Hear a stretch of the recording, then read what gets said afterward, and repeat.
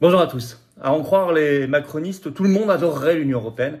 Je vais vous démontrer que c'est exactement l'inverse en France et ailleurs dans l'Union européenne. Et qu'il y a des pays qui veulent partir. De l'OTAN d'ailleurs aussi, qui est l'autre face de la même pièce. Et qu'en France, l'euroscepticisme, comme on dit, est au plus haut, il est le plus haut d'Europe. Et que des débats avancent même aussi pour certains pays pour ne pas rentrer dans l'euro, pour quitter l'Union européenne. Bref, vous allez voir cela. Alors nous avons matérialisé, nous, ce désir de liberté, de souveraineté, d'indépendance, de France libre. Ce 9 mai, justement, pour la fameuse journée de l'Europe, de l'Union européenne, devant le siège des institutions européennes à Paris. On était là, j'y étais. Les vidéos ont circulé un peu partout. Je vous ferai une vidéo spéciale, petite vidéo spéciale, short, comme on dit, pour cette chaîne YouTube très bientôt. Vous verrez ça. On a découpé joyeusement les torsons bleus étoiles qui veulent nous imposer sur les mairies. D'ailleurs, on met le lien vers la pétition nationale contre le drapeau européen obligatoire. Elle est en lien sous la vidéo en description. Signez-la, relayez-la, parce que les macronistes l'ont ressorti à l'Assemblée nationale. Et on a brandi le drapeau français et on a chanté de Marseillaise devant les institutions européennes à Paris, ce qu'ils n'ont pas l'habitude d'entendre. Et on a rappelé des vérités factuelles sur les gros problèmes liés à l'Union européenne et la nécessité du Frexit de notre libération. Bref, ces opérations coup de poing, les patriotes les mènent. Voilà, grâce à vous, avec vous. Bravo militants, bravo aux équipes. Et on continuera, on ne se laissera pas intimider, on ne se laissera pas faire. Voilà. N'hésitez pas d'ailleurs à vous abonner à cette chaîne YouTube pour que tout ça circule mieux. Vous savez que YouTube en ce moment bloque pas mal de chaînes. Alors merci à ceux qui se sont abonnés récemment. Il suffit de cliquer en dessous, c'est gratuit, c'est instantané. Plus vous êtes abonnés, plus les vidéos sont recommandées automatiquement par les algorithmes de YouTube, plus ça circule, mieux c'est. Et vous, profitez-en pour appuyer sur la petite cloche à côté une fois que vous êtes abonné. Comme ça, vous recevrez automatiquement une notification quand une vidéo ou un direct sort sur cette chaîne. C'est quand même beaucoup mieux. Ce jeudi 11 mai, là, il est possible qu'il reste quelques places au dîner patriote où je suis dans le Jura le soir. Vous écrivez aujourd'hui à référent 39, tout collé sans accent, @les-patriotes.fr pour le savoir, information et réservation. J'ai très hâte de vous voir, c'est le Tour de France de la résistance. Allez, c'est parti.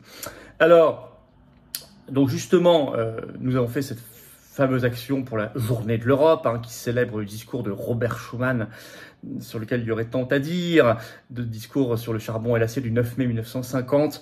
Mais c'est l'occasion surtout de voir si vraiment tout le monde adore l'Union européenne en France et dans les autres pays, et l'OTAN d'ailleurs, et l'euro, et vous allez voir que non, il y a des coups de tonnerre ici et là. On va commencer par ce qui vient de se passer en Suède. Article du site spécialisé très sérieux, Heure Active, qui date du 3 mai.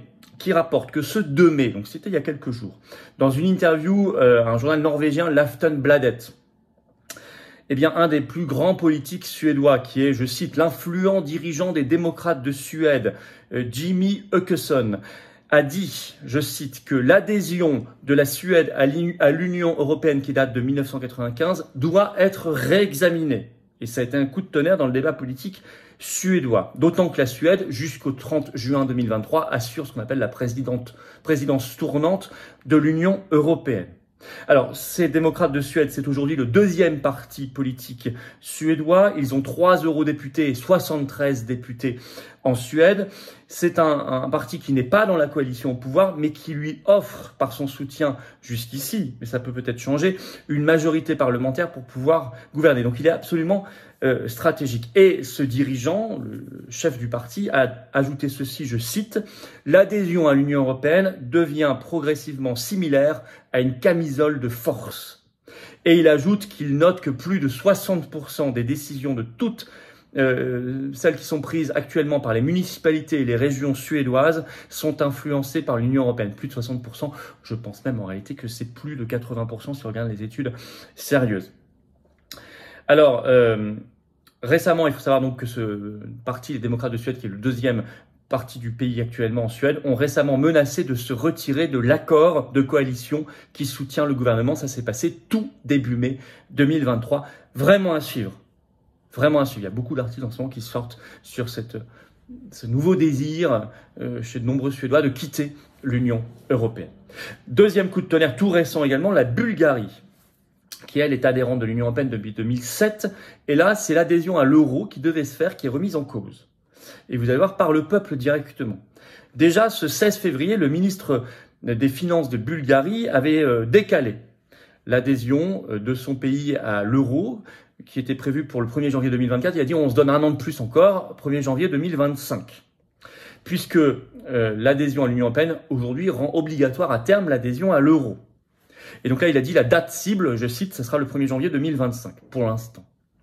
Mais ça, c'était le 16 février. À cela s'ajoute que le 7 avril, le parti là-bas qui s'appelle Renaissance. Alors, ça n'a rien à voir avec les Renaissance macronistes français, c'est tout à fait l'inverse. Vous allez comprendre pourquoi, mais bon, il s'appelle comme ça, c'est comme ça, Renaissance.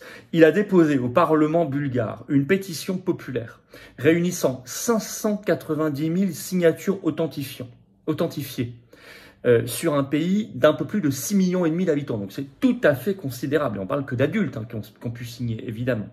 Donc 590 000 signatures réclamant l'organisation d'un référendum, donc en Bulgarie, sur la question du passage à l'euro.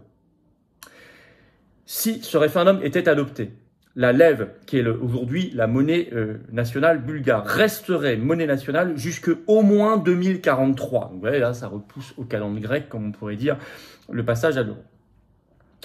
Et le but, c'est que ce référendum aurait lieu en même temps que les élections municipales bulgares, c'est-à-dire à l'automne prochain, à l'automne 2023.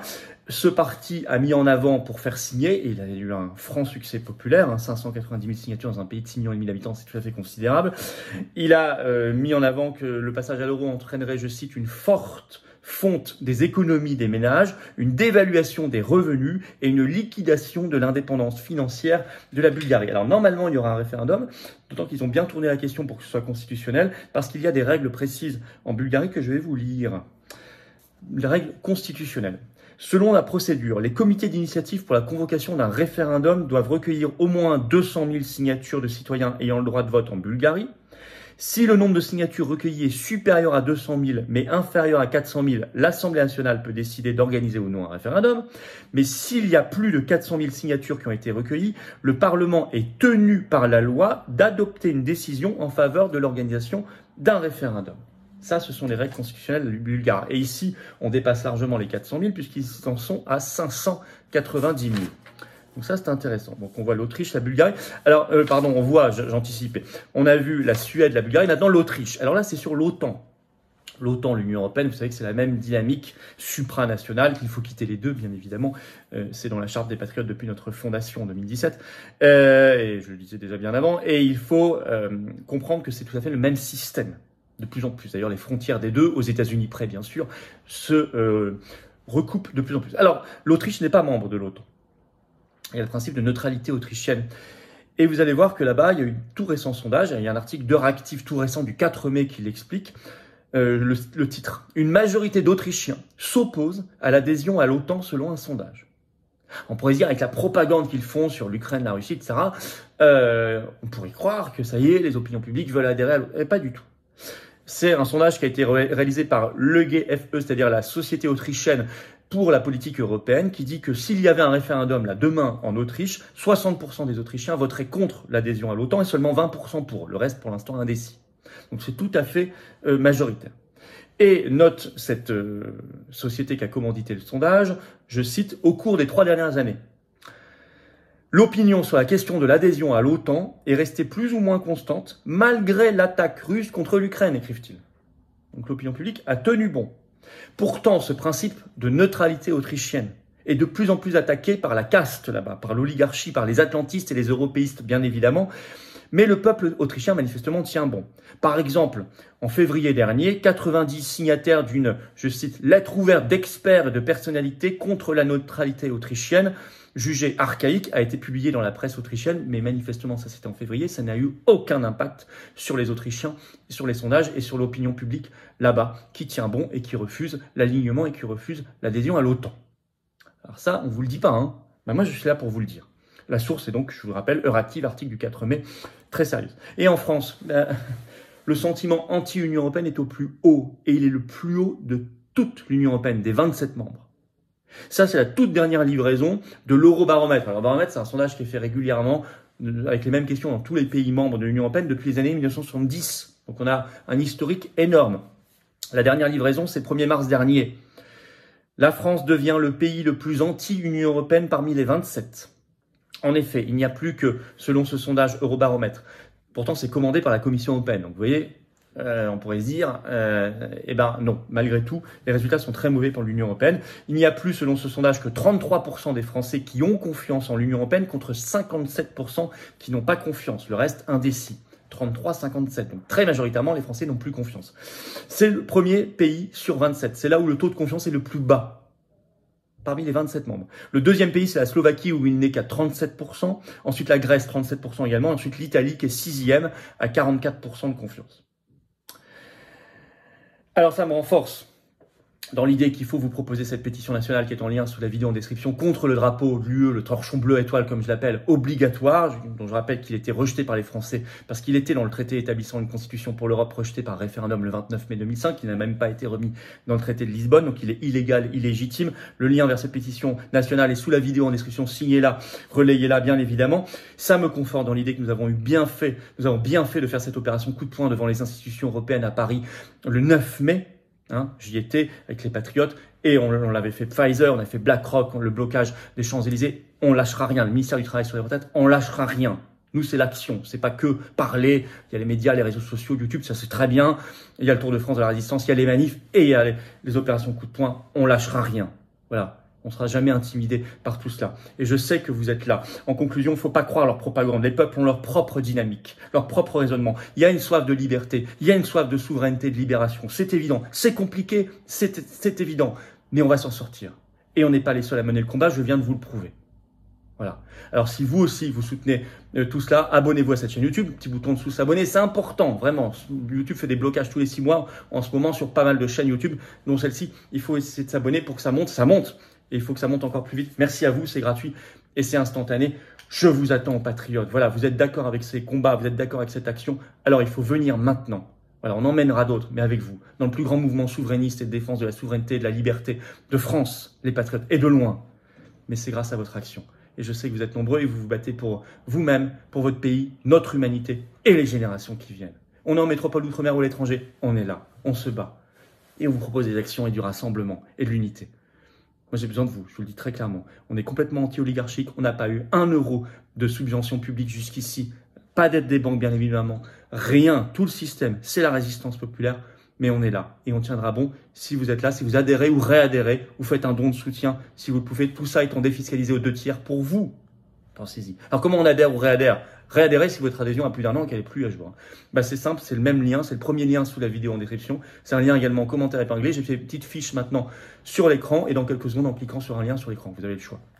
Sous la vidéo en description, le deuxième lien est pour faire un don de soutien aux patriotes permettant de financer nos actions.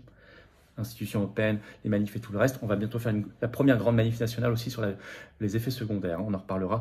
Parce que j'ai lu vos commentaires, vous êtes à fond pour, j'en avais parlé il y a quelques jours. On vous donnera la date très bientôt. La première de France.